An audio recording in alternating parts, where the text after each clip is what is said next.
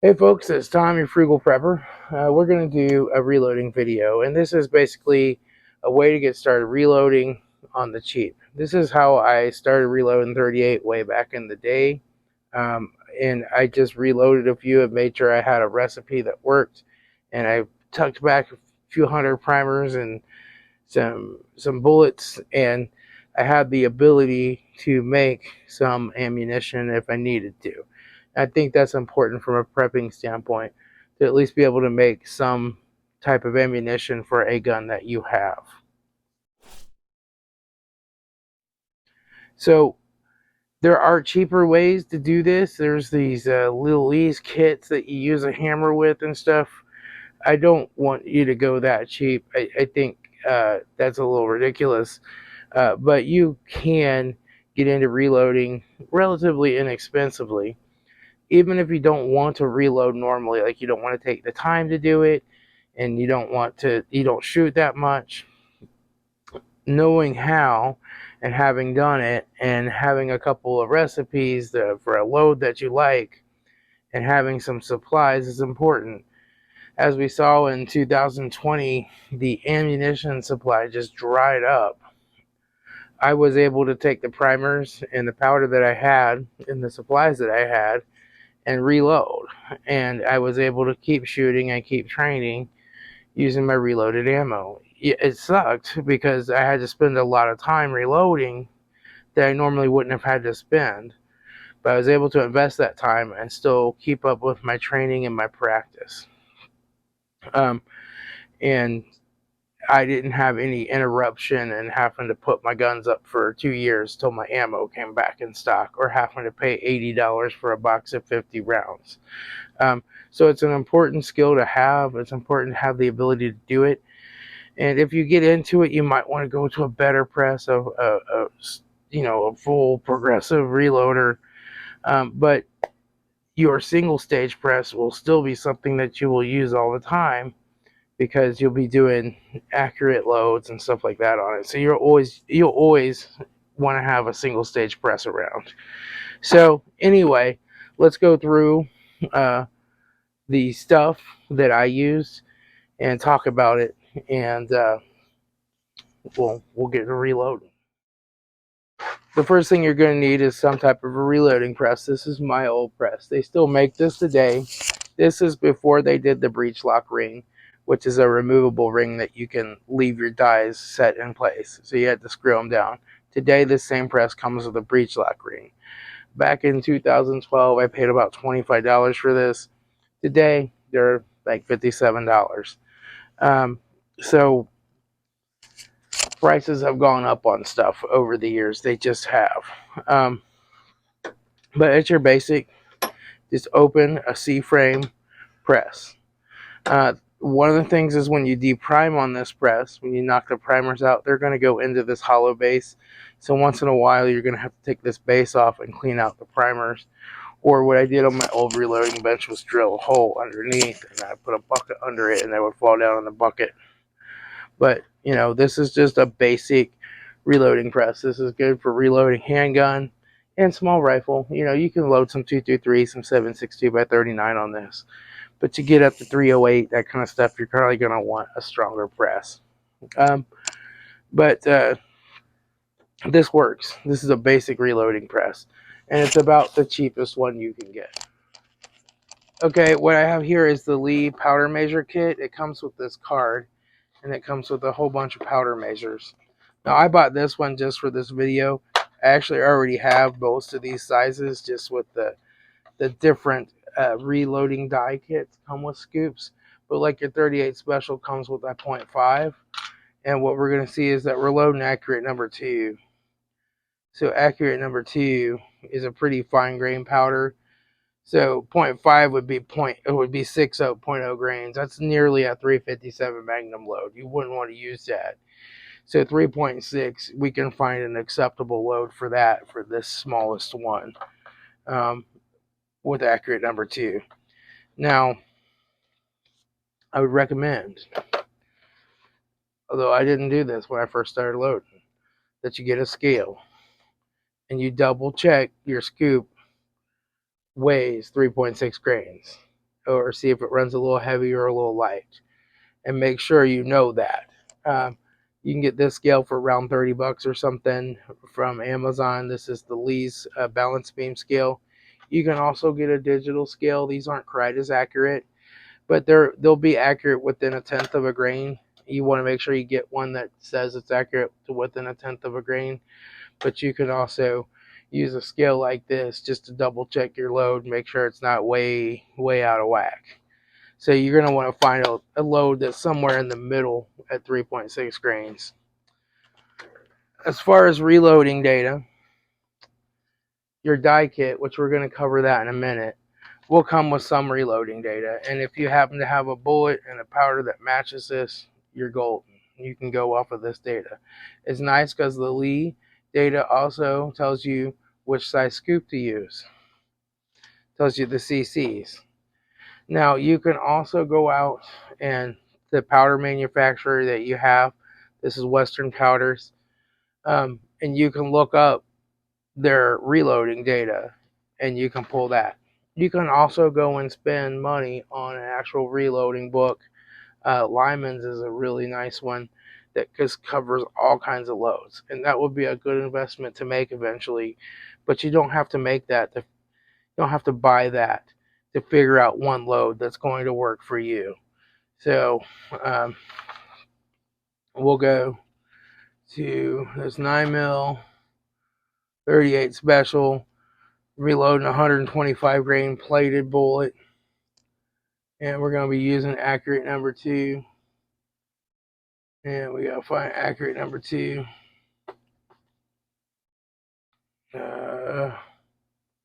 Accurate number 2, 125 grain, plated flat point, 3.4 to 3.8 grains.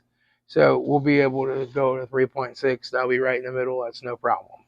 So you can download these and print them out. And you can just print out the handgun section if you're just doing handgun, or print out just the rifle section if you're doing rifle. But they have a lot of these different books out there. It's a good idea to buy a full reloading manual if you're going to reload a lot of different stuff, and you just can never have enough sources to check with. But when I first started out, I just used the load data out of this, and then I printed this out and kind of double checked the two against each other. I will say be careful about using extremely old reloading books, because I've noticed on accurate number 2 they used to give hotter loads for it in a lot of the really old books from back in like 2000. I had some from my father-in-law, and they were loading like 2-3 tenths of a grain hotter than this data was saying. And those rounds were extremely hot when I loaded them, and they did break my Taurus TCP. So just something to consider. The powders may have changed a little. They've changed manufacturers so many times too.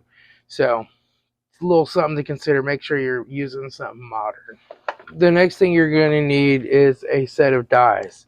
Now they make like carbide and non-carbide ones. Get the carbide ones because on handgun you don't have to use lube if you use a carbide die. You still need to use lube if you're doing a rifle, but not with handgun.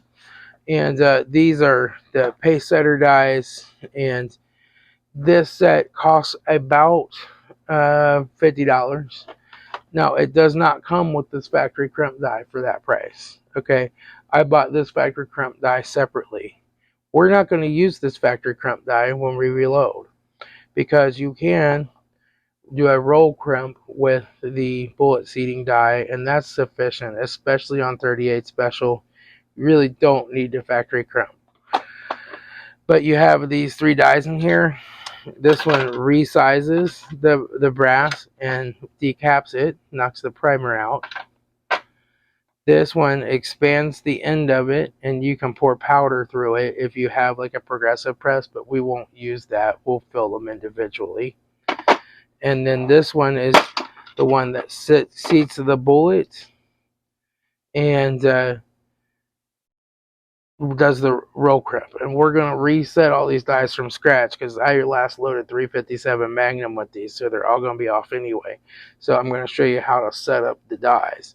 A lot of reloading videos just show you, oh, I already have these preset. If you want to, I'll cover how to set them up later. I'm going to show you how to set them up. I'm going to actually show you. Okay, but we're not going to use this factory crimp die today. Factory crimp die just puts a little bit of a taper crimp on it and makes sure that it'll, it's just a better way to crimp. But with 38 special, especially, you don't have to worry about that, and really you don't with any caliper. But if you're gonna be like loading ammo that you keep forever, it's gonna be super super accurate ammo. You might want to do a factory crimp on some things. So that's that. You're gonna want a reloading tray. Um, And so just I got this at Vance Outdoors in Columbus, Ohio. But you can find these anywhere.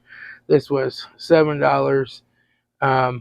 This one is not the greatest thing for 38 special. However, it works well, but the rim is too tall to fit in there. So what I normally do is just turn this over and set my bullets in there like that. So you can still use it like that, upside down, but they don't fit in here. This is great for 9mm, 380, stuff like that, but in 223, but it won't fit the 38 special. So we're going to do that. But you don't have to have a reloading tray. You can just set them on the table. But you're going to want to work in batches. And so you might actually want to get 2 reloading trays so you can do 50. And then when you fill them with powder, you're going to set them over here. Set them over here. You always want to work from one spot to the other. Today we're just going to reload about 10 or 15 rounds. So I'll just divide this in half and we'll fill it with powder and set it over here. So that's how we're going to do it. The other thing you're going to need is some way to clean your brass. I use the Quick and Easy Frankfurt Arsenal case tumbler. Works good. It's like it was like 100 and some bucks for the whole kit that comes with the bucket and the drainer thing. Look, you can go to Harbor Freight for 60 bucks and buy their tumbler. It'll work just fine. For the media, you want to buy this lizard bedding from Amazon. And this will give you like 3 refills on the tumbler. And then you'll want to get a little bit of New Finish hard polish. And this works great for making the cases get all shiny and nice. You can also, this came with my tumbler, you can buy additional, special brass polishes, but I'm telling you, you just put a few drops of this in there, it'll make the brass nice, and you don't have to put it in every time you tumble, like every 5 times you tumble, and that media will last quite a while. You'll know the media is going bad because it'll get real dusty when you go to sift it out, and that's when you need to replace it. But you'll get 30 or 40 tumblings out of a thing of media. And you'll just put your brass in there and turn that on and tumble them. It's just that simple. There's other methods where you can use vinegar and citrus shine and Dawn dish soap and all that stuff, and feel free to search around on the internet on that, and if you find a method that works for you that you like, use it. I just like tumbling in the walnut media. It works well for me. So, but you're going to have to clean your brass off before you can reload it. And the other thing you're going to want to get is this little funnel. It's 3 or 4 or 5 or 6 bucks or something. It makes your life a lot easier. This one's by Lee's, but it just sits over the case and allows you to dump your powder into your bullet or into your case. You can do it without. You can take your scoop and take this and put it up here and then dump it over. But it's a lot less messy to just use the funnel.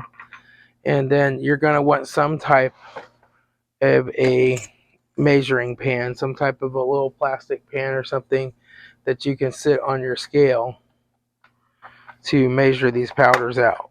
So you want a little pan like that. And they make plastic ones. I find the powder sticks to them and stuff. You're better to get a metal one.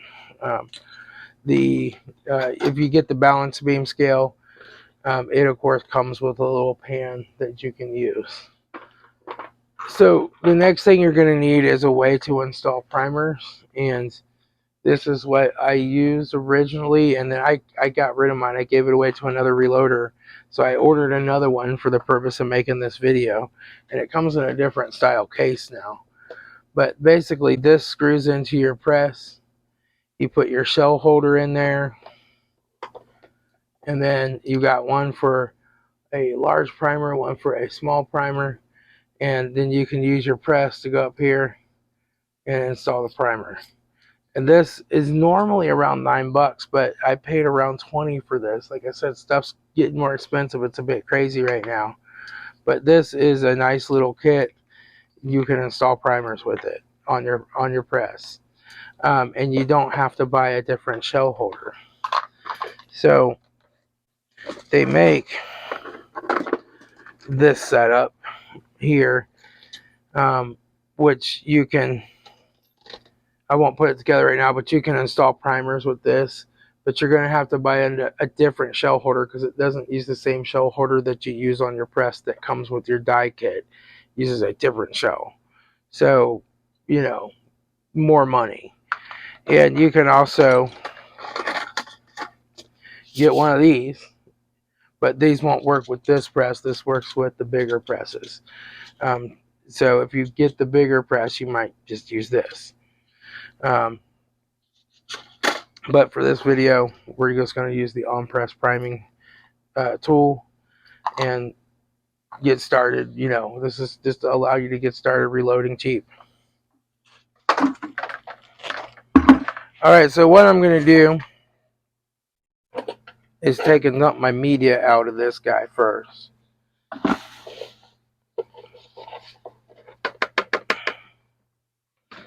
And then this is a funnel that I cut to put down in there just to give it a more conical shape.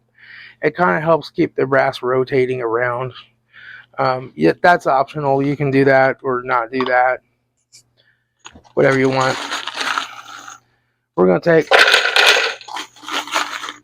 put some brass in here from the range. And we're going to take and pour our media back in on top of that.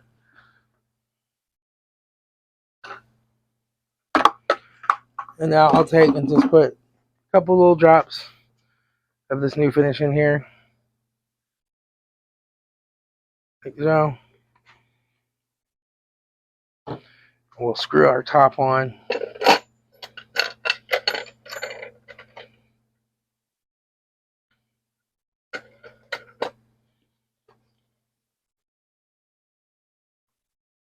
And I like to get this top down good and tight.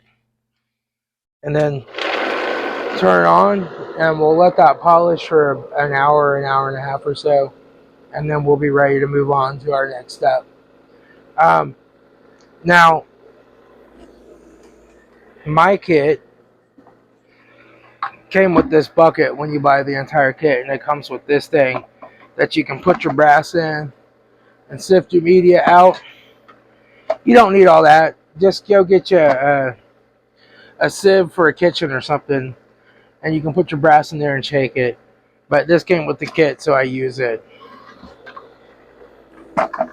Now, I will say, just so you know, you don't want to deprime your brass before you do this, because you'll have to clean all that little tiny stuff out of the primer pockets. Leave your primers in while you're polishing, and then we'll decap and everything later.